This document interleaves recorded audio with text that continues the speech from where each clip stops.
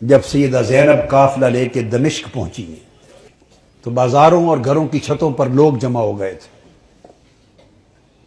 کسی کو کچھ پتہ نہیں تھا کہ یہ کٹے ہوئے سر کن کے ہیں، اور جو قیدی آ رہے ہیں اونٹوں پر کجاووں پر یہ کون ہیں. صرف اتنا اعلان کیا ہوا تھا کہ حکومت کے کچھ باغی تھے اور باغیوں کو قتل کر دیا گیا ہے. اب یہ باغیوں کے سر دربار یزید میں پہنچائے جا رہے ہیں. لوگ باغیوں کو دیکھنے کے لیے چھتوں پر چڑھ رہے تھے. کسی کو کچھ خبر کچھ پہچان نہ تھی. ہجوم ہو گیا، قافلہ رک گیا بازار دمشق میں. آج وہ بازار سوق حمیدیہ کہلاتا ہے. چھتا ہوا ہے آج بازار دمشق کا. وہ روٹ تھا جہاں سے وہ مسجد اموی جو ہے اس طرف دربار یزید کی طرف مڑ کے قافلہ جانا تھا. بھیڑ ہو گئی، قافلہ رک گیا. بھوک تھی، پیاس تھی، پریشان حالی تھی. تو چھتوں پہ جو لوگ چڑھ گئے تھے ان میں ایک خاتون بھی چڑھ گئی تھی، بوڑھی. اس خاتون نے دیکھا قیدی ہیں، مسافر ہیں، پریشان حال ہیں. اس نے پانی بھیجا، کچھ کھانے کی چیزیں بھیجی، کچھ کپڑے بھیجے، دوپٹے بھیجے، ضرورت کا سامان بھیجا. سیدہ زینب نے سارا کچھ دیکھ کر اس خاتون کو بلوایا. جب وہ قریب آئی تو فرمایا کہ بی بی تو نے ہمارے ساتھ بڑی نیکی کی ہے. کوفہ سے لے کے دمشق تک کسی نے ہمیں پوچھا تک نہیں، کسی نے ہمارے حال کی خبر نہیں لی. تم کون ہو اور ہمیں کیا سمجھ کے ہم سے اتنی بھلائی کی؟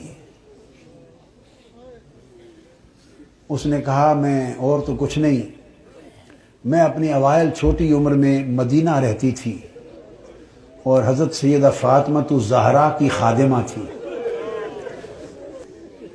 پھر جب ان کا وصال ہو گیا تو مدینہ چھوڑ کے دمشق آ گئی، پھر وہاں نہیں رہی. تو تم نے اتنی نیکی کی ہمارے ساتھ کیا سمجھ کے؟ اس نے کہا مجھے اور تو کچھ معلوم نہیں. تو جب آخری وقت تھا حضور سیدہ کائنات کا تو میں نے عرض کیا بی بی مجھے کوئی وصیت کر دیں، وصیت کی عمر بھر عمل کروں.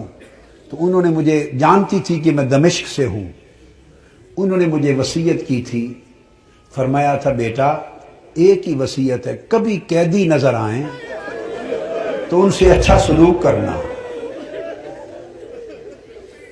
زندگی میں کبھی قیدی نظر آئیں تو ان سے اچھا سلوک کرنا. میں نے تو دیکھا ہے قیدی ہیں اور مجھے ان کی وصیت یاد آئی ہے.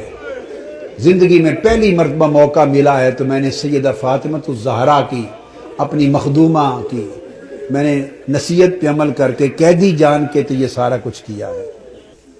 سیدہ زینب رضی اللہ تعالی عنہ اور سلام اللہ علیہ فرمانے لگی اللہ تیرا بھلا کرے، تجھے اجر دے.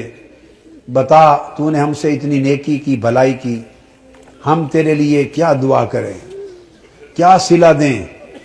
ہم تو اس وقت خود مسافر ہیں، قیدی ہیں، لٹے ہیں، مظلوم ہیں، بے یار و مددگار ہیں. ہم تیرے لیے کیا دعا کر سکتے ہیں؟ اس نے کہا بی بی میری ایک ہی آرزو ہے عمر بھر کی، وہ دعا کر دیں. پوچھا کیا آرزو ہے؟ اس نے کہا جب میں وہاں سے چلی تھی تو سیدہ فاطمہ الزہرا رضی اللہ تعالی عنہا کے چھوٹے چھوٹے شہزادے تھے، حسن حسین اور بی بی زینب، چھوٹے معصوم بچے تھے. اب زمانہ گزر گیا، میری اس وقت سے آرزو ہے کہ کبھی مجھے حسین اور زینب کی زیارت ہو جائے. دعا کر دے کہ مجھے ان کی زیارت نصیب ہو. بی بی زینب نے فرمایا تیری دعا قبول ہو گئی. میں زینب ہوں جو قیدی ہوں، اور جس کا سر کٹا نیزے پر دیکھ رہے ہو یہ حسین ہے.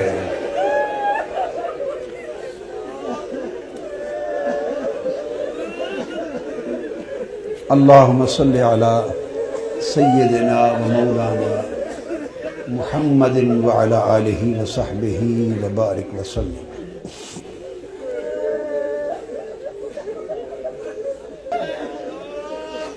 پھر سیدہ زینب قافلہ لے کر جب دربار یزید میں پہنچی ہیں تو اس بدبخت نے حکم دیا کہ یہ جو قیدی ہیں میرے سامنے پیش کیے جائیں، اور گستاخانہ انداز کے ساتھ سیدہ زینب اور سیدنا امام زین العابدین کی طرف مخاطب ہوا۔ آپ کے ساتھ وہ ضعیفہ مائی تھی جو سیدہ کائنات سیدہ فاطمہ الزہرا رضی اللہ تعالی عنہا کی خادمہ تھی، اور جنہوں نے اپنی گود میں حسن حسین اور زینب کو پالا تھا۔ ان کا نام تھا فضہ۔ ان حضرت فضہ کا مزار آج بھی دمشق کے قبرستان مقبرہ باب الصغیر میں ہے، اہل بیت اطہار کے ساتھ ہی۔ وہ ضعیف تھی، ضعیف، اس وقت بوڑھی بڑھاپے کی وجہ سے جھک گئی تھی، کمر سیدھی نہیں ہوتی تھی۔ وہ کھڑی ہو گئی جوش میں کھڑی ہو گئی اور فرمانے لگی، بدبخت یزید، تم جن کو باندیاں کہہ رہا ہے، یہ قیدی باندیاں پیش کی جائیں، خبردار، یہ دنیا اور آخرت اور کل کائنات کی مالک و وارث ہیں، تاجدار کائنات کی شہزادیاں ہیں، تمیز سے بات کر۔ یزید نے اپنے فوجیوں کو دیکھا اور کہا کہ یہ بوڑھی خاتون کون ہے جو جسارت اور بے ادبی کر رہی ہے ہمارے دربار میں، اس کی خبر لو۔ اس کے فوجی اٹھے، انہوں نے تلوار لہرائی، ڈرانے دھمکانے کے لیے بی بی فضہ رضی اللہ تعالی عنہا کو۔ بس اتنا عمل کرنے کی دیر تھی کہ خود یزید کے فوجیوں میں درجنوں سینکڑوں فوجی حبشہ کے رہنے والے تھے، اور بی بی فضہ بھی حبشہ سے تھی۔ یزید کی اپنی فوج کے حبشی جوان، یک لخت 20 حبشی جوان تلواریں میان سے نکال کے کھڑے ہو گئے۔ ان کی جو قومی غیرت تھی اور وطن کی حمیت تھی، اس نے جوش مارا۔ اس نے کہا، خبردار، یہ ہمارے وطن کی ماں ہے، حبشہ کی ماں ہے، اگر کسی نے اس کی طرف ہاتھ بڑھایا تو تلواروں سے گردنیں کاٹ دیں گے۔ جب وہ تلواریں لہرائیں حبشہ کی ایک خاتون کی عزت کی خاطر، تو اس وقت سیدہ زینب نے مڑ کے مدینہ کی طرف دیکھا اور مدینہ کی طرف تک کر ہاتھ اٹھائے اور عرض کیا، بابا، آج حبشہ کی ایک بیٹی کے لیے سینکڑوں تلواریں نکل آئی ہیں، مگر آج آپ کی بیٹیوں کی حفاظت کے لیے کوئی شخص یہاں موجود نہیں۔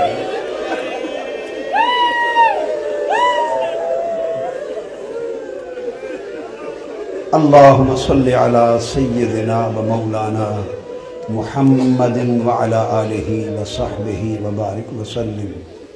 الصلاة والسلام علیک یا سیدی یا رسول اللہ وعلی آلک و اصحابک و اہل بیتک یا حبیب اللہ وعلی آلک و اہل بیتک و ذریتک یا حبیب اللہ